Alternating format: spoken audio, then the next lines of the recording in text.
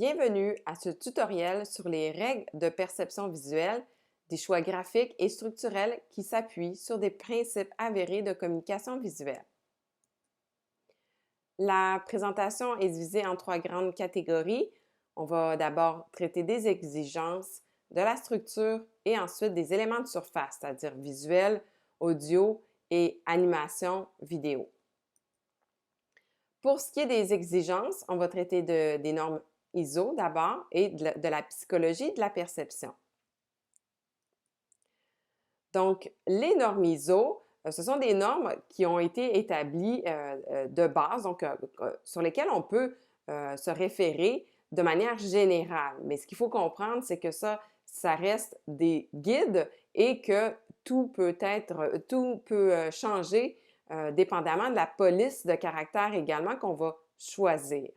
Donc, en gros, ce que ça dit, c'est que pour une distance de 50 cm qui correspond à la distance que l'utilisateur va avoir lorsqu'il travaille à l'ordinateur, on parle que la taille minimale, c'est de 9 points.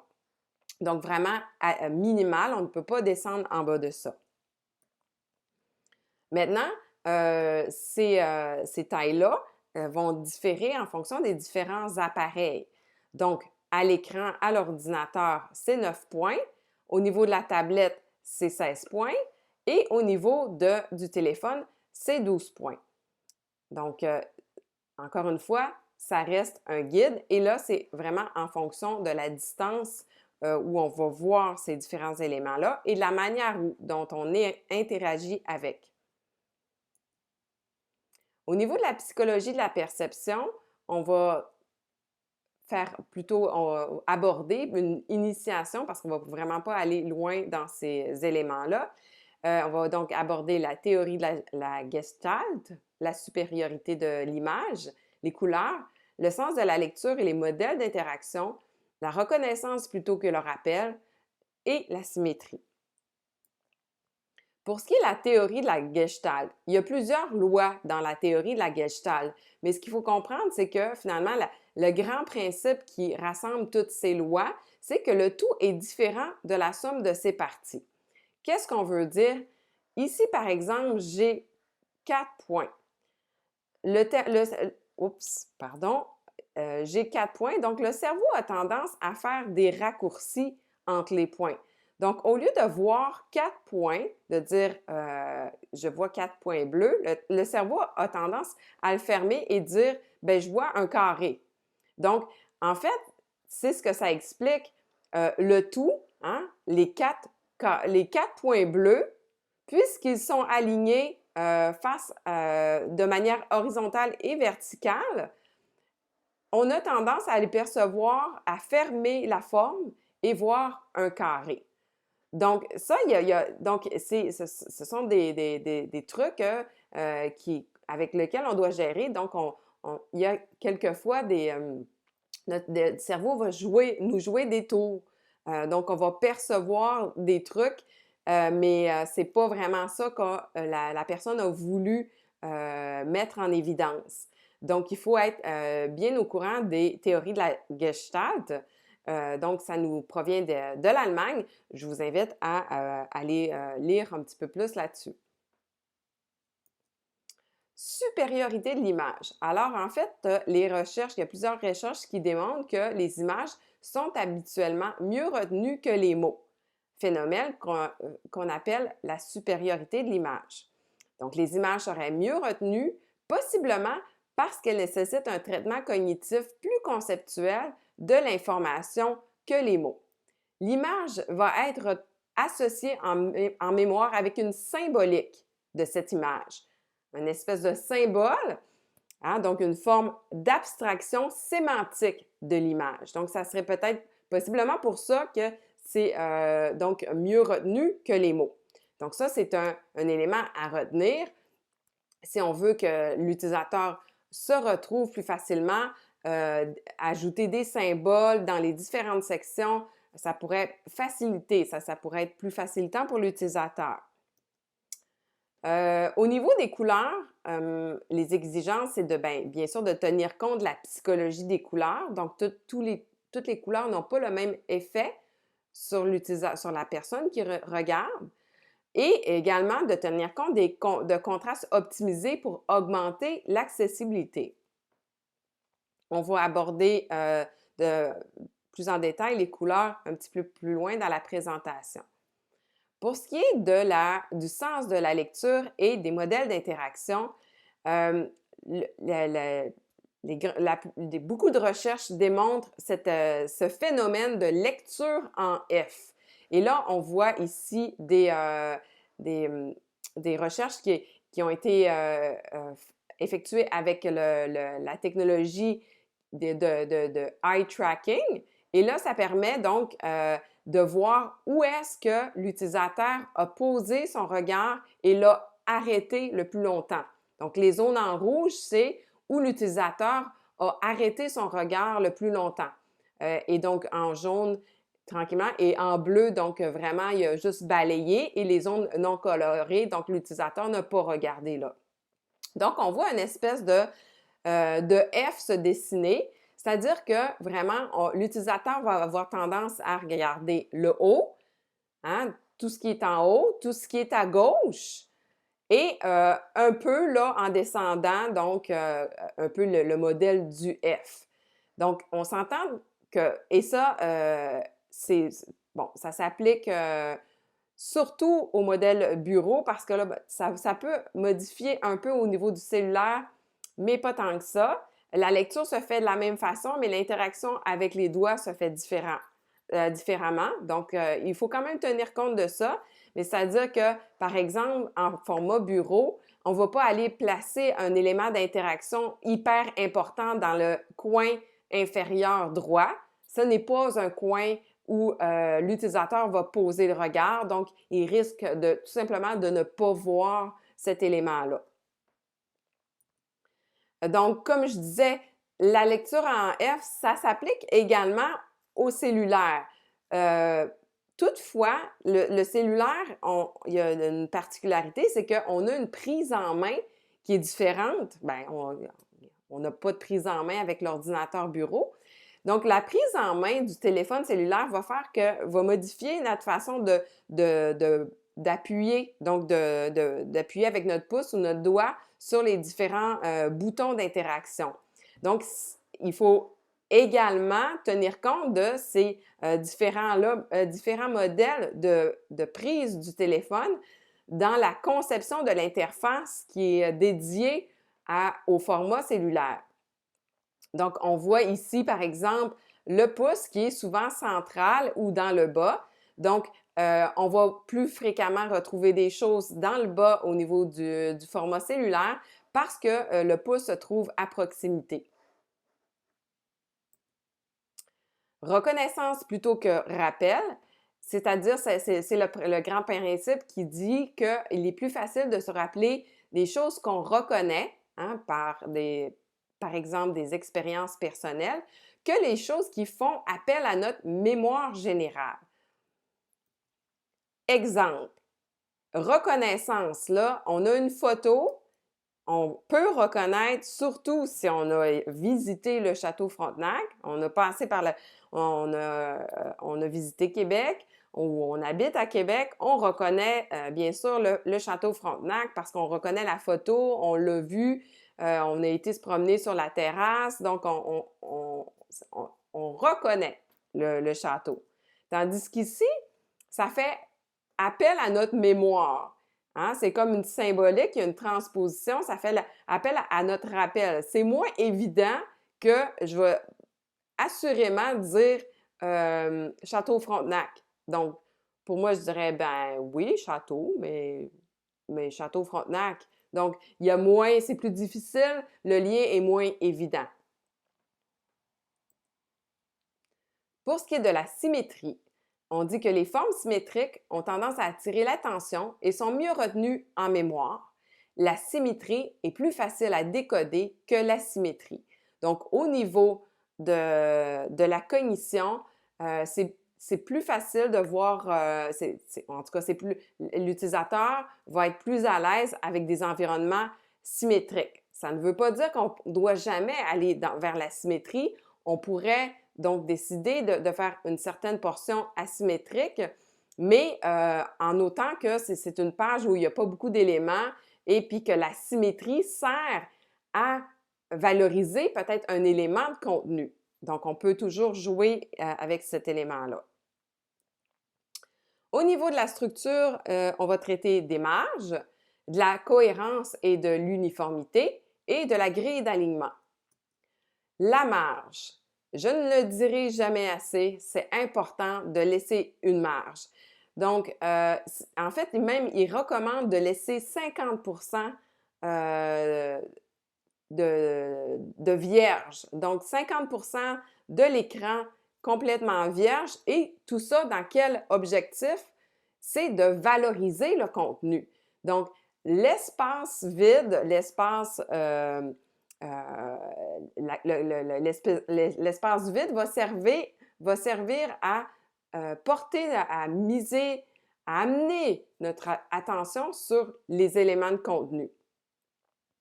Donc, toujours important de laisser une marge importante et ce, dans toutes en haut, en bas, dans les côtés. Donc, conserver une marge importante. Cohérence et uniformité. C'est bien sûr que si on dit, si on habitue notre utilisateur avec une première page avec un bandeau en haut et un menu à gauche avec un certain format, l'utilisateur va s'attendre à ce que ça se poursuive dans le site de la même manière. Donc, il va être satisfait parce qu'il se retrouve dans le site de cette manière-là. Si on modifie cet aspect-là et que là, à chaque page, on change un peu la structure, bien là, l'utilisateur va avoir la difficulté à s'y retrouver.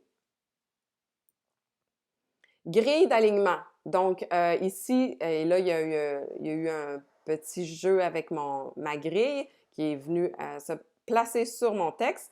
Mais en fait, c'est important. Et là, on a justement peut-être un écran. Et c'est important quand on va placer des trucs sur un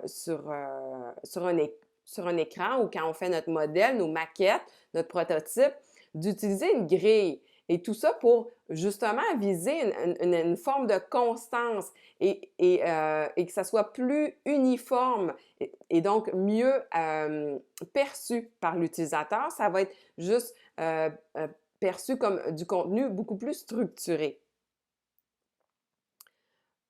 Pour ce qui est de la surface,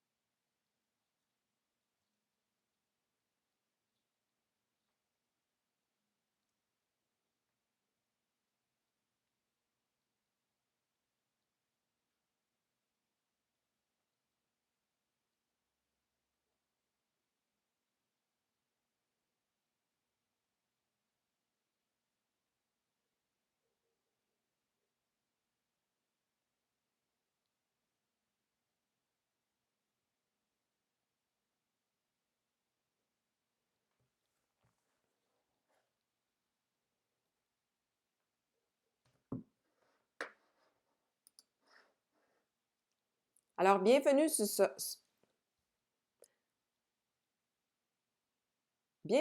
ce tutoriel portant sur les règles de perception visuelle des choix graphiques et structurels s'appuyant sur des principes avérés de communication visuelle. La présentation est divisée en 3 grandes parties.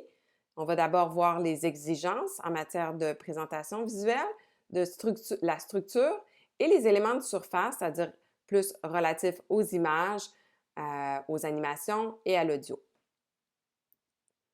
Donc, pour ce qui est des exigences, on va traiter des normes ISO et de la psychologie de la perception. Bien sûr, on fait ici qu'une petite introduction parce que la psychologie de la perception, c'est un domaine bien complexe. Pour ce qui est des normes ISO, on peut dire qu'une grande règle veut que pour une distance de 50 cm, qui correspond à la distance qui sépare l'utilisateur d'un écran d'ordinateur, habituellement, on indique que la taille minimale devrait être de 9 points. Et là, minimale, mais pas nécessairement confortable. Donc là, pour que ça soit confortable, là, ça peut dépendre de la police de caractère et de la vision également de notre utilisateur. Cette règle-là, bien sûr, vaut pour l'ordinateur bureau, mais donc ces normes-là vont changer un peu en fonction des différents appareils. Donc, on avait tout à l'heure pour le 50 cm, le 9 points minimal. Pour la tablette, qui est généralement d'une distance de 40 cm, on indique que c'est une taille minimale de 16 points. Et pour le cellulaire, qui est une distance de 30 cm, on dit que la taille minimale est de 12 points. Minimale, je rappelle, mais pas nécessairement confortable. Pour ce qui est de la psychologie de la perception, nous allons aborder survoler la théorie de la Gestalt, la supériorité de l'image, les couleurs, le sens de la lecture et les modèles d'interaction, la reconnaissance plutôt que le rappel et la symétrie. Pour ce qui est de la théorie de la Gestalt, en fait, la théorie de la Gestalt, c'est la grande loi qui rassemble plusieurs lois. Donc, il y a plusieurs lois dans les théories de la Gestalt, mais la grande loi qui rassemble toutes les autres lois, c'est que le tout est différent de la somme de ses parties. Alors, qu'est-ce que ça veut dire, ça? C'est que le cerveau fait des raccourcis à notre insu. On a ici un exemple. Donc, au lieu de percevoir 4 points bleus, le cerveau a tendance à relier les points et percevoir un carré. Donc, dans le fond, pour lui, c'était plus facile de faire le lien entre les différents points bleus et de voir un carré. Et ça, c'est parce que les points sont alignés de manière horizontale et verticale, ce qui fait qu'on peut tracer une ligne imaginaire entre chacun des points pour former le carré. Donc, ça nous dit, ça dit au designer que finalement, le cerveau nous joue des tours dans la perception. Donc, on peut avoir pensé mettre un certain élément qui serait perçu d'une certaine manière, mais que l'utilisateur ne va pas nécessairement percevoir de la même manière. Donc, c'est important de tenir compte des théories de la Gestalt. Donc, je vous invite à aller lire sur les différentes lois de la Gestalt que vous pourrez retrouver sur Internet. Maintenant, la supériorité de l'image. En fait, il y a plusieurs recherches qui démontrent que les images sont habituellement mieux retenues que les mots, phénomène qui est appelé la supériorité de l'image. En fait, les images seraient mieux retenues, possiblement parce qu'elles nécessitent un traitement cognitif plus conceptuel de l'information que les mots. Donc, l'image est associée en mémoire avec une symbolique de l'image.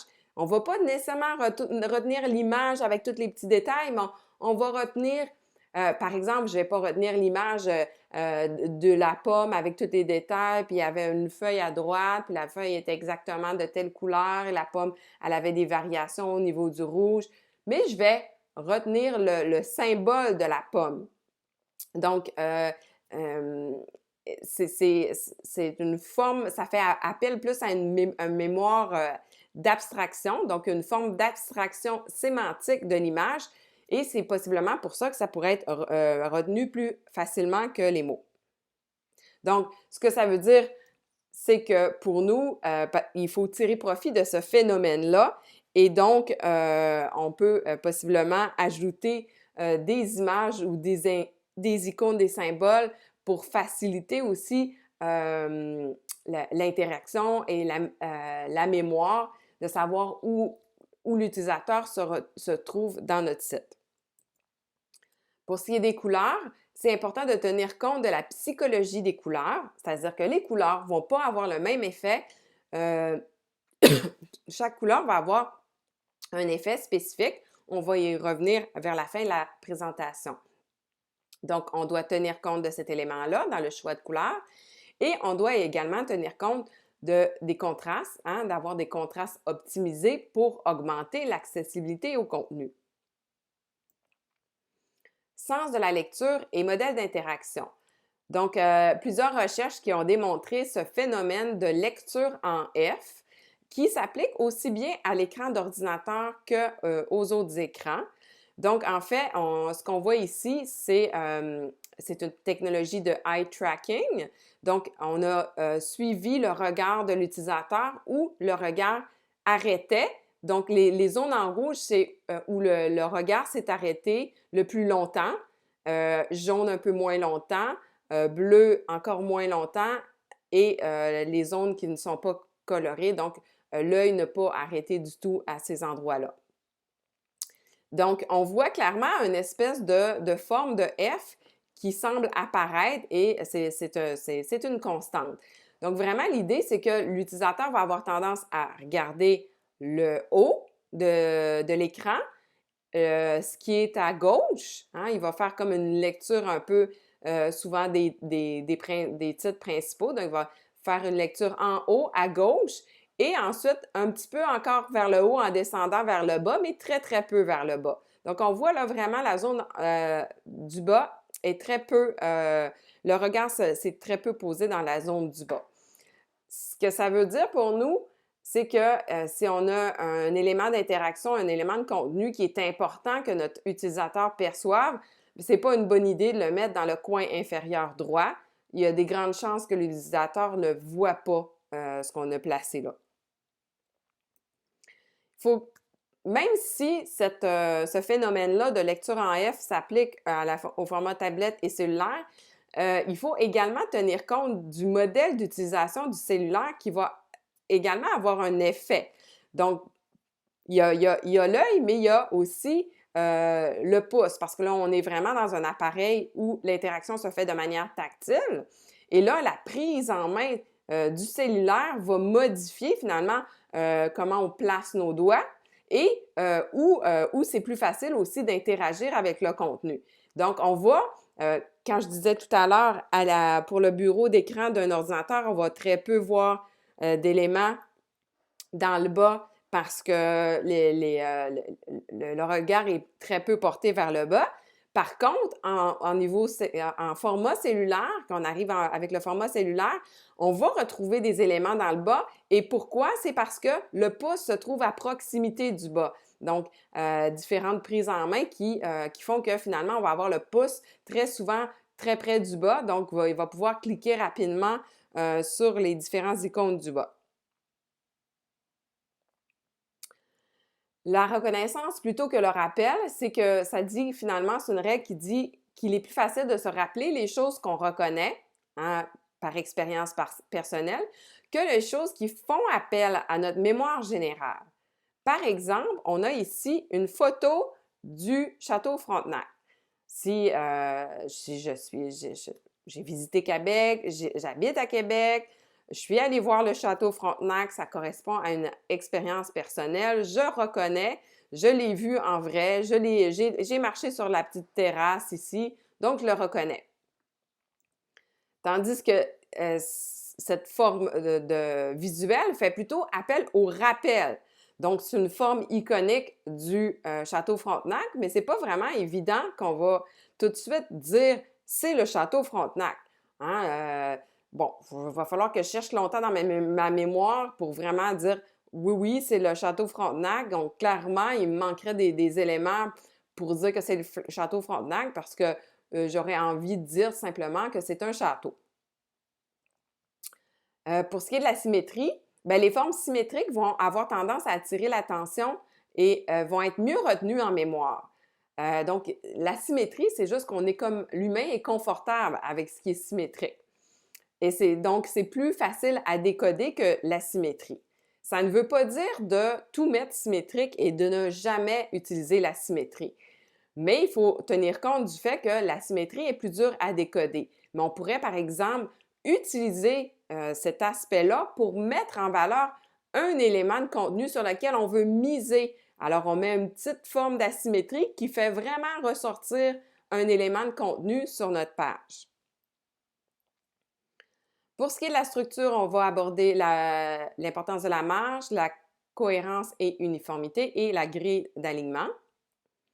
Donc, pour ce qui est de la marge, c'est important, et ça, je vais le répéter, de laisser de la marge, laisser l'espace blanc ou noir, peu importe, mais laisser le fond, laisser le contenu respirer. En fait, il recommande même jusqu'à 50% de vierge. Donc, utilisez votre surface juste à 50% pour mettre du contenu.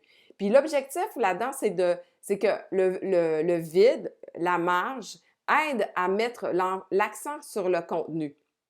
Donc, ça aide à miser ou à attirer notre attention sur le contenu. Tandis que si on n'a pas une marge suffisante, ce qui peut arriver souvent, c'est que finalement, les côtés vont venir comme en tension avec le contenu, puis ça va bouger, puis ça va être dérangeant au niveau de l'œil. Pour ce qui est de cohérence et uniformité, bien, c'est important de respecter si on commence avec un modèle en page 1, par exemple avec un bandeau en haut et un menu de navigation à gauche, eh bien, l'utilisateur va s'attendre à ce qu'on poursuive avec cette dynamique-là dans les pages subséquentes. Donc, il va être confortable si on poursuit dans cette même dynamique-là. La première page, il a vu, ah, OK, il y a un bandeau en haut, mon menu de navigation est à gauche, bon, je suis prête à utiliser le site. Par contre, si on ne respecte pas ça, bon, l'utilisateur risque fort d'avoir une moins bonne expérience, donc va se retrouver perdu. Ah, là, mon menu de gauche, là, il est plus gros, je ne sais pas pourquoi. Ah, des fois, ça change de couleur. Ah, bon, donc là, l'utilisateur est confus et va se sentir probablement perdu. C'est important aussi d'avoir une grille d'alignement. Donc, quand on place des éléments sur la page, on ne les place pas n'importe où, on essaie de structurer notre contenu en utilisant une grille. Et ça permet aussi toujours de viser la cohérence et la structure. Et donc, ça va offrir une expérience beaucoup plus stable, avec beaucoup plus structurée. Donc, l'utilisateur va percevoir notre page comme beaucoup plus structurée si on a une grille qui est sous-jacente, donc qui organise les éléments sur la page. Pour ce qui est des éléments de surface, on va aborder la typographie, les couleurs, retour sur les couleurs, images, vidéos et animation et son. Pour ce qui est du texte, c'est important, premièrement, d'avoir un contraste suffisant entre le fond et le texte. Par exemple, ici, le contraste entre le fond et le texte est probablement insuffisant, donc ça ne respecte pas les normes d'accessibilité. La taille, ni trop gros, ni trop petit. Donc, il vaut pas on ne va pas nécessairement mettre ça gros pour s'assurer que l'utilisateur puisse lire, parce que quand on met des trucs en gros, bien, on a l'impression des fois que c'est presque crié. Donc, et ni trop petit parce que, ben, faciliter la lecture. On va éviter les majuscules. Ça ne veut pas dire en tout temps, mais pour des mots, seulement des mots, on peut utiliser des majuscules. Mais mettre toute une phrase en majuscule, on va vouloir éviter ça. Pourquoi? Parce que les lettres majuscules ont la même hauteur. Donc, ont toutes la même hauteur. Et ça ne facilite pas la lecture. Donc, quand il y a une majuscule en début de phrase et ensuite des minuscules, ça va être facilitant pour la lecture. Donc, ça va permettre à l'utilisateur de se repérer.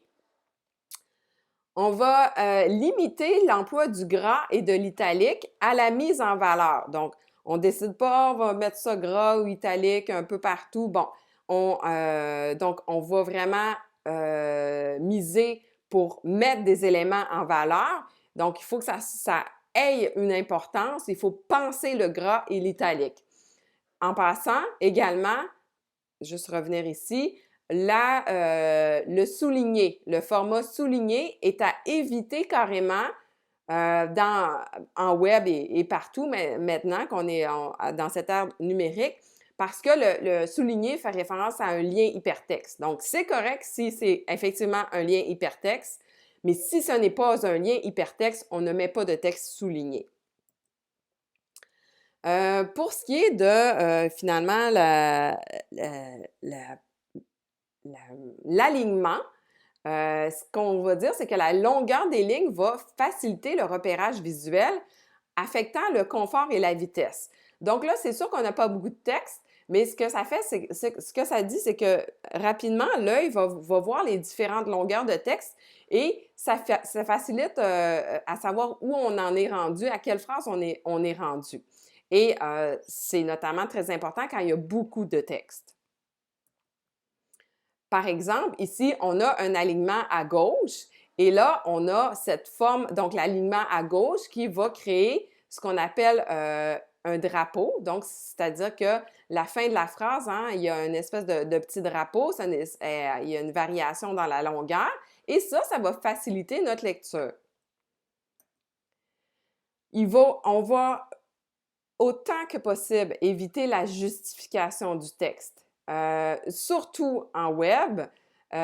Donc, justification du texte, ça veut dire que la justification a été forcée. Donc, les lignes sont de même longueur. Et ce que ça fait, c'est que pour que les lignes soient de la même longueur, le logiciel va augmenter l'espace entre les mots. Et là, ça crée un phénomène qu'on appelle des lézardes, des grands espaces blancs qu'on appelle lézardes, et qui vont nuire à la lecture. Dans le fond, ce qu'il faut viser, c'est d'avoir... donc, ce n'est pas nécessairement à proscrire dans tous les cas. Donc, il y a des façons de faire des réglages pour pour éviter finalement ces lézardes-là. Donc, on voit ici une colonne qui n'a pas eu de réglage, donc sans avoir des lézardes aussi importantes que l'exemple précédent, on va quand même pouvoir voir des espèces de lignes blanches tout au travers du texte. Donc, on voit des lignes blanches apparaître, tandis que ici, cette colonne-là a été effectuée avec un réglage. Donc, on a éliminé avec le réglage les lézards. Donc, on retrouve là, c'est plus fluide. Reste que on va moins voir ça en web. On va habituellement voir plus l'alignement à gauche ou à droite ou centré, mais très peu de justifié, forcé, comme ces exemples-là. Police de caractère, bon, ça va être important dans le choix de préférer une police sans empattement, qui est moins complexe à lire, hein? C'est plus facile à lire à l'écran, c'est visuellement moins complexe. Ça ne veut pas dire d'éviter, dans tous les cas, la police de caractère avec empattement. Et quand je parle d'empattement, on se rappelle que l'empattement, ce sont les petits... oups, j'ai cliqué. Les petites lignes qui sortent donc, les petits détails qui sortent de la lettre. Donc, ici, c'est ce qu'on appelle l'empattement. Donc, ici, on a des formes d'empattement. Comparativement à ici, voyez-vous, au niveau du U, il n'y a pas d'empattement. Donc, c'est pour ça que visuellement, cette forme-là, avec empattement, est plus complexe. Hein? Mais donc, on va quand même pouvoir utiliser les polices avec empattement, par exemple, pour des titres, hein, des mots courts. Donc, mais on va l'éviter pour le corps du texte. Donc, le corps du texte, on va privilégier une police sans empattement. Pour ce qui est de la police de caractère, on va viser la correspondance et le contraste. Donc, on va limiter le nombre de polices de caractères différentes parce qu'à un moment donné, ça devient juste exagéré. Donc, une bonne stratégie, c'est un maximum de 3 polices de caractère, à moins de vouloir faire un effet spécifique comme on voit ici, là, c'est l'effet recherché. Mais sinon, on va limiter à trois sortes de polices de caractère différentes. Il faut tenir compte également de la personnalité des polices de caractère. Donc, les polices, la forme de la police vont avoir une personnalité et donc vont avoir un effet sur notre perception du contenu. Donc, on voit par exemple Eurostyle qui va faire un look un peu plus techno, alors que Snell Roundhand va faire beaucoup plus calligraphie, romantique et tout ça. Ici, ben, on est dans un style qui fait peut-être plus appel au ludique. Et avec cette police-là de caractère, je vous laisse deviner, on se retrouve avec quelle personnalité. En fait, il y a même des études qui ont démontré là, qu'il y avait une différence au niveau de la perception ou du jugement d'un énoncé en fonction dépendamment il était écrit avec quelle police de caractère. Donc, ils ont fait le test avec plusieurs personnes. Ils ont mis la même phrase, un énoncé, et qui montrait aux utilisateurs et donc qui était écrit avec différentes polices de caractère, Baskerville, Georgia, Computer Modern, Trebuchet, Helvetica et Comic Sans. Et ils ont demandé aux utilisateurs de dire s'ils étaient en accord ou en désaccord avec l'énoncé. Donc, on voit ici que finalement, en fonction de la police de caractère choisie, il y a vraiment un poids. Donc, on voit là que quand c'était écrit en Baskerville, c'était le plus grand nombre de personnes qui étaient en accord avec l'énoncé. Hein, alors qu'avec Comic Sans, là, il y avait très peu de personnes qui se disaient en accord avec l'énoncé. Donc, quand on se met de l'autre côté, en désaccord, on voit que finalement, c'est avec la police Georgia qui a obtenu le plus de désaccords. Donc, tout ça pour dire que finalement, il y a vraiment une perception, même ils vont juger ce qui est écrit, donc le fond, la forme va changer la perception du fond. Donc, pour la sélection de polices de caractère pour le web, on va privilégier ici le Google Fonts. Donc, vous pourrez aller cliquer sur la présentation en format PDF. Donc, répertoire de plusieurs polices de caractère gratuites et supportées par l'environnement Google. Donc, et vous avez la possibilité de télécharger plusieurs polices de caractère ici. On a également, je vous ai mis un lien vers une liste finalement des meilleures polices de caractère pour le web. Au niveau du visuel, on va utiliser des procédés visuels comme des cercles, des effets en 3 dimensions, des encadrés, des flèches, des logos, des puces pour la mise en valeur d'un élément. Là, c'est un exemple, j'ai utilisé une flèche pour mettre en valeur mon paragraphe. On va essayer de réduire le nombre. Donc, en fait, on va y aller au nombre minimal d'éléments et là, de procédés visuels pour finalement mettre l'attention sur un élément. Donc, c'est sûr que si on a plein de procédés visuels, c'est juste qu'on va perdre, on va trop disperser l'attention. On va l'utiliser pour créer des repères pour faciliter la compréhension. Donc ici, je fais référence à, voyez-vous, on est toujours dans le bleu, on est surface dans le bleu, donc je fais une espèce de repère. Et le tout, donc on réduit le nombre pour éviter la surcharge visuelle. Les couleurs. Bon, on va essayer d'éviter l'arc-en-ciel, c'est-à-dire qu'on va faire une sélection de couleurs et on va se tenir à une certaine palette de couleurs. Donc, bien que cette image de rose très colorée soit magnifique, dans un site web, si on utilise la variété de l'arc-en-ciel, ça ne va pas nécessairement être confortable pour l'utilisateur. On va donc utiliser des couleurs, on va faire une utilisation contextualisée des couleurs. Donc, il faut se limiter à certaines fonctions. La couleur va servir à identifier des catégories, à mettre en valeur un élément, à rappeler un thème ou à influencer les humeurs. Parce que les couleurs, on le dit tout à l'heure en début de présentation, vont avoir un effet sur l'humeur. Dans le fond, ce qu'ils disent, c'est que le bleu est souvent perçu comme relié au calme, paix et au froid.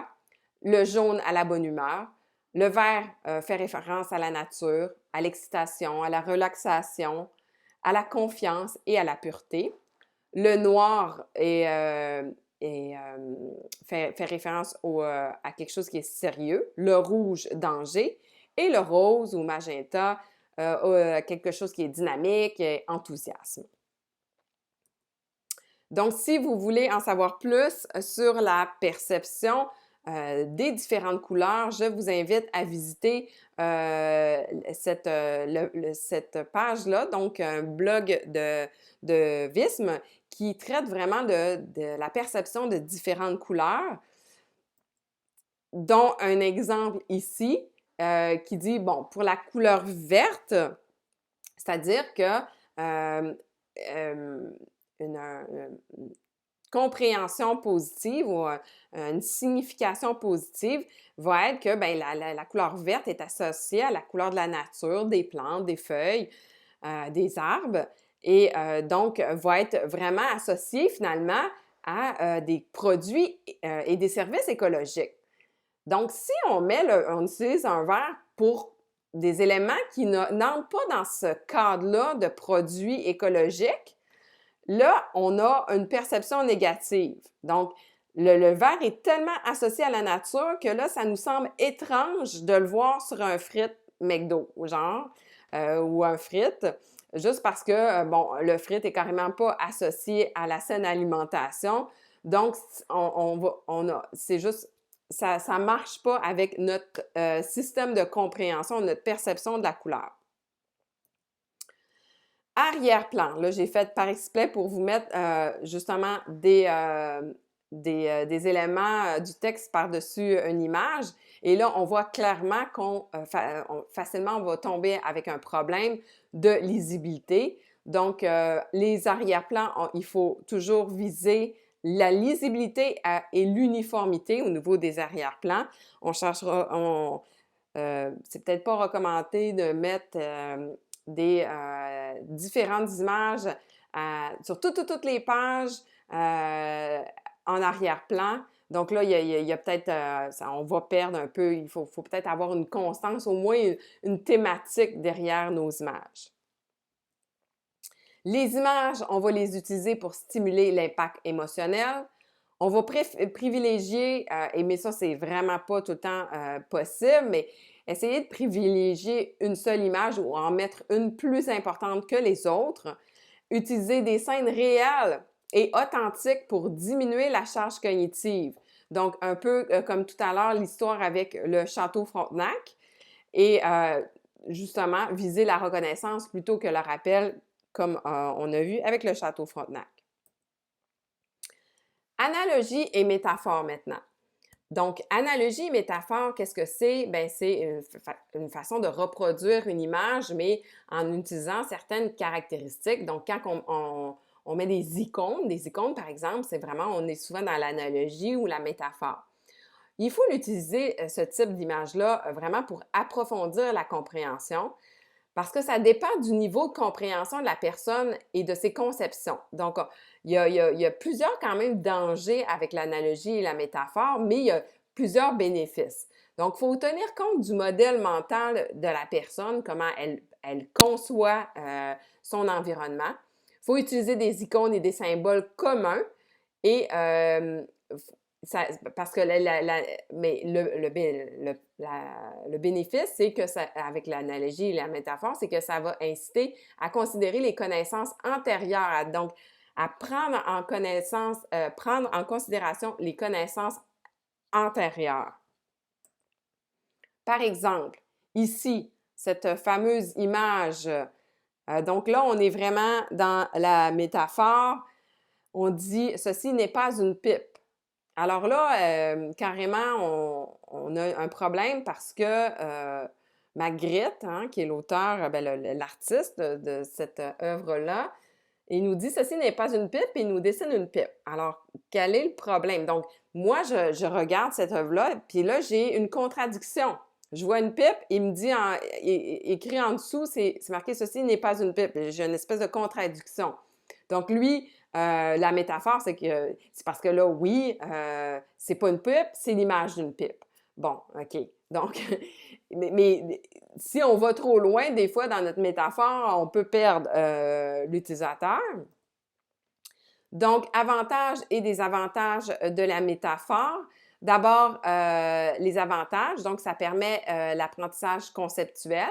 Ça peut faciliter la compréhension de concepts abstraits en pointant des similitudes avec le monde réel. Ça permet de visualiser l'abstraction et ça pique la curiosité et augmente la motivation. Les désavantages, par contre, c'est que la correspondance exacte est presque impossible. C'est-à-dire qu'il y aura toujours certaines particularités entre l'analogie et ce qui est représenté par l'analogie qui vont pouvoir induire en erreur.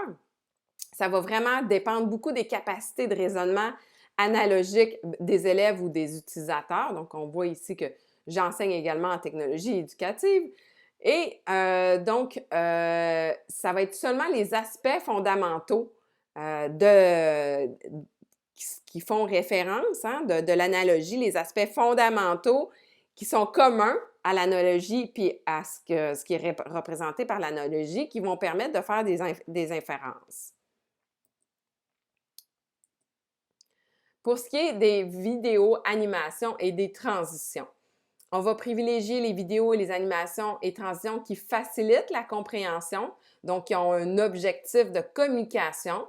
On va privilégier, donc, pour souligner un aspect, parce que finalement, tous ces éléments-là peuvent nuire à l'attention s'il y en a trop et s'ils n'ont pas un objectif de communication spécifique. Les sons, également, ça peut nuire à l'attention.